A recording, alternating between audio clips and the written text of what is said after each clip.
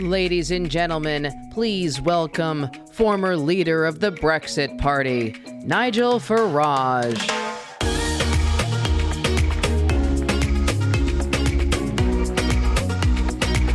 Thank you. Thank you. Thank you. Hello, CPAC! Wow, what a pleasure it is to be here. Thank you for that very, very warm welcome. It feels to me like the Atlantic just got a little bit narrower. And that's because I always feel at home when I come here. Now, since my last visit to CPAC, I've been engaged in a new fight, a new battle, and it's one that we all need to be aware of. We know that the woke corporate culture is keen on cancelling people. And this includes our banking system. And so in June of last year, I got a letter from my bank, and despite the fact I'd been with them for 43 years, I got a letter from the bank saying, we are closing your accounts. And I thought, well, I'm not very happy about this, but it won't be a problem because I'll just go and get another bank account. Only to be refused a bank account by 10 other banks.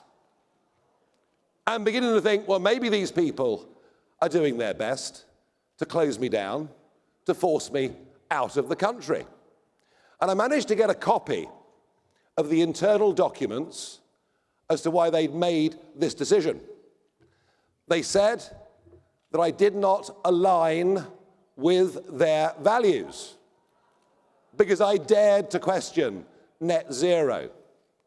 I dared to think leaving the European Union was a good thing. I dared to question globalism. But they wrote in their notes, don't worry, he won't go public on this.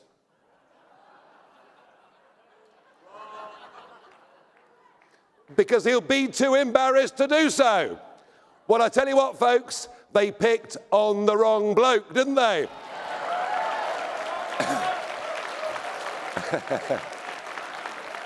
So fight back I did, and fight back hard.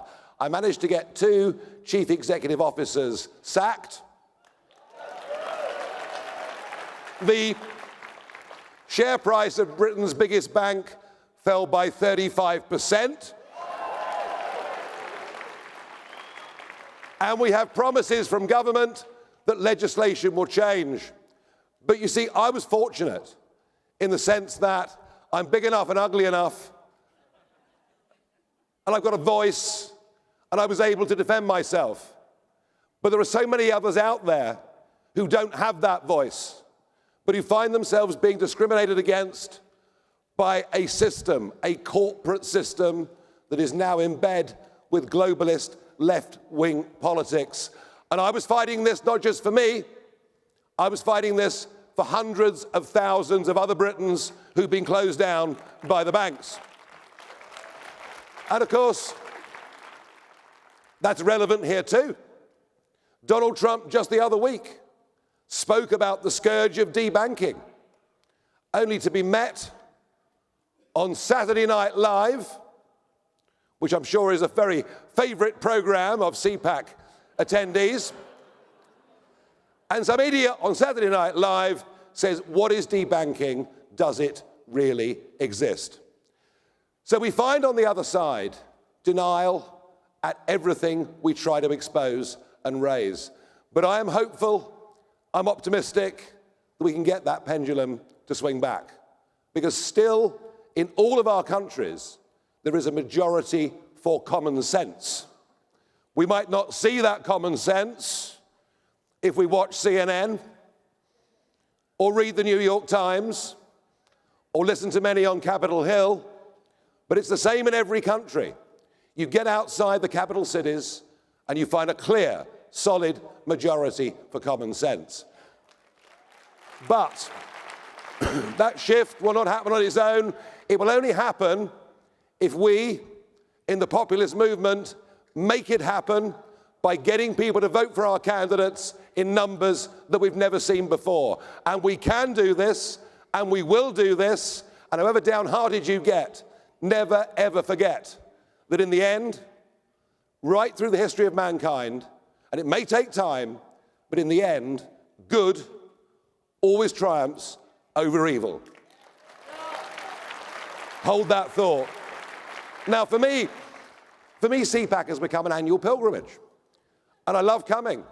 But boy, how CPAC has changed. When I first came here a decade ago, I was the only foreign-born speaker on the platform, the only non-American on the platform. And look at it today. Quite extraordinary. I've met delegates here, elected officials from Hungary, from Poland, from Romania, Australia, Canada, Colombia, Mexico, and I'm going to get this wrong because I'm bound to forget somebody, France and Germany, and right across the world. And the international summit that preceded this event had representatives from over 20 countries. We've even got the president of Argentina coming to CPAC tomorrow. And what an amazing guy he's proving to be, isn't he? Standing up for the right values, daring to cut government spending, daring to cut back on the public sector, encouraging investment opportunity. And it's a very, very tough journey that he's on, but already the financial markets are saying, do you know what? The Millet experiment may just work. And we hope and pray that for him, for those of us that believe in capitalism, and for the people of Argentina, we hope and pray he can turn that once great country around. So for me to be here, suddenly, I'm not alone. CPAC has become an international movement. The globalists, by trying to take away our national sovereignty, trying to take away our national democracy, and ultimately try to take away our individual freedoms and liberties, have forced us all together into this new movement in the most remarkable way. And it is the most amazing testament to Matt, Mercedes Schlapp, the CPAC team, that it's through these meetings here, it's through the energy and enthusiasm of CPAC that this new international movement has come together. We all want the same things. We want international cooperation. We want trade. We want peace. We want common sense. But we want it within the framework of the nation state, not within the framework of the European Union or the United Nations or the increasingly appalling World Health Organization. No, thank you. We don't want their international treaties. So we've come together in this remarkable way. And for me, it's all really rather heartening, because I'm going to make a boast now. I was the first populist. I was the first one doing it. Indeed, 30 years ago, literally to the day, 30 years ago, I was out on the streets campaigning in my first ever election campaign. And I've kept going for 30 years. So people talk to me about the Tea Party. Well, compared to my longevity in this, they're just a bunch of teenage kids. So I've been doing this forever, and I was completely alone in British politics. I was completely and utterly alone inside the European Parliament, which was an experience that I enjoyed very much more than they did in the years that I was there. And I was certainly, in the United Kingdom, completely and utterly on my own in thinking back in 2016 that not only was Donald Trump a very good candidate for the Republican Party, but I also predicted that he would win that election in 2016. And I'm very pleased that I did. And I've been an unwavering supporter of his ever since that day. But I might have had a few problems with banking, but just look what they're doing to him. Look at that judgment in New York last week. a private contract between a commercial company and the banks. A sum of money borrowed, a sum of money repaid with interest. No one lost any money. No one was defrauded. And yet somehow the utterly corrupted and politicized judicial system in parts of this country fines him $350 million. I honestly can't think of a more absurd or obscene court judgment that I've ever seen in my life. And this is just the beginning of many battles that he faces over the course of the next few months. You know, corrupt regimes, undemocratic countries, they either try to bankrupt or imprison their political opponents. And in the case of the Biden regime, they are trying to do both to Donald Trump, and that is why he needs, from all of us, our absolute, total commitment and our unwavering support for him as a man. Unwavering support. He is, and I know what it's like. I know what it's like to be demonized. I know what it's like to be called all the names under the sun, but I can tell you he's been through a lot more of it than I have. And simply, folks, I believe that Donald Trump is the bravest man that I have ever met in my life. I really do. I really, really do.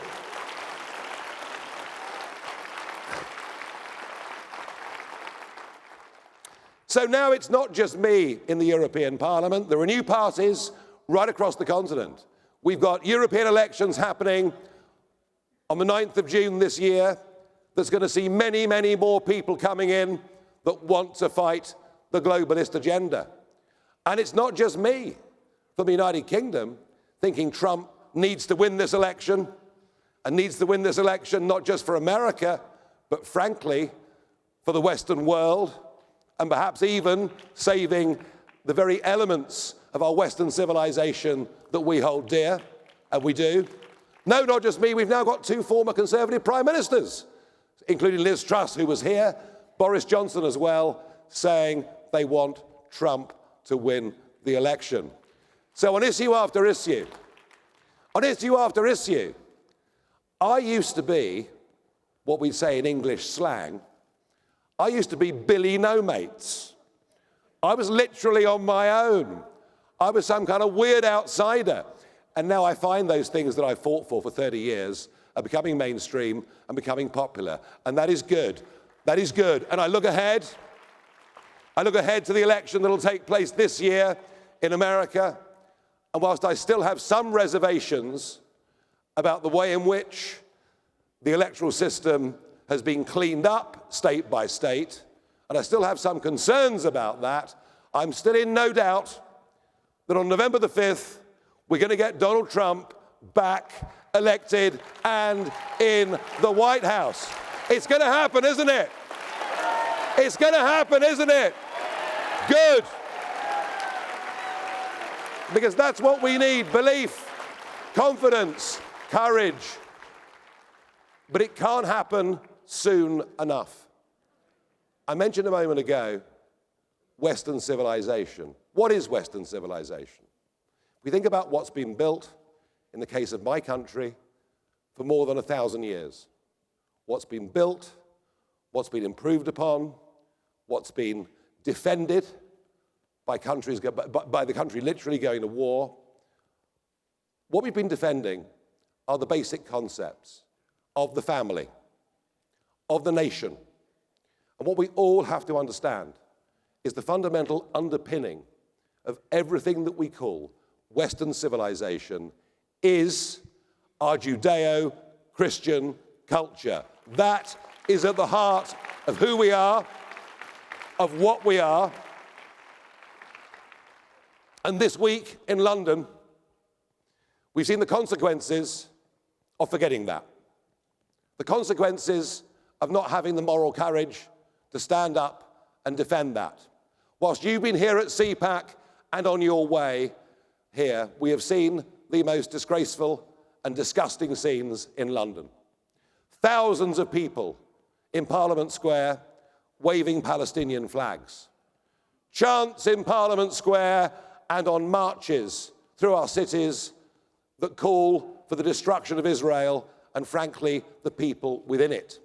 And the low point this week, I think, was the image being put onto Big Ben, which read, "From the river to the sea, Palestine shall be free." That went on Big Ben. That was calling for the destruction of the Jewish people, and there hasn't been a single arrest. Just imagine the equivalent here, that somebody flashed that image onto your White House. Think how you would feel. And now we see British politicians cowed, scared. They were even scared to leave the building on Wednesday and Thursday evenings because we've forgotten who we are, we've forgotten what we are, and we've allowed an extremist fringe to bully us and threaten our very democracy. And that is why we need strong leaders. It's why we need leaders of conviction. It's why you in America and we in the world need Trump back in that White House to return some common sense. But let me say this to you. Please, don't just come along to CPAC to listen to the great guy tomorrow, and he'll be his usual self. He'll be larger than life. He'll say things that enrage the left-wing press. He'll be funny.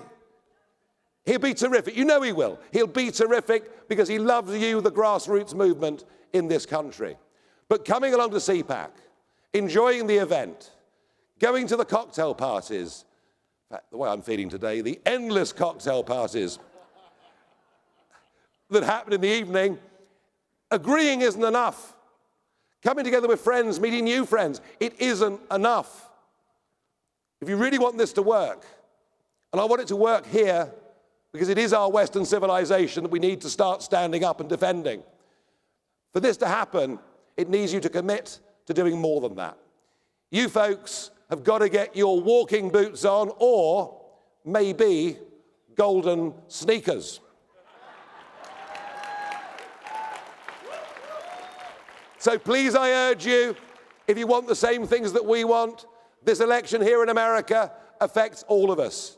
It affects the safety of the world, as for the first time since 1945, a possibility of World War III looks real. We only get the right things in life. Peace only comes through strength. Trump can deliver it. Please do your all to go out, work hard, donate, put your walking boots on, deliver your leaflets. Let's get this man back in the White House, and let's get common sense back into the Western world.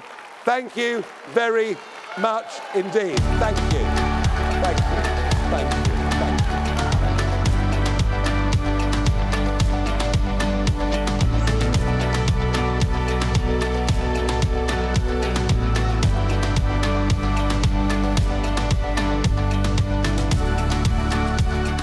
Making an investment decision with someone is the most sacred act that could be performed.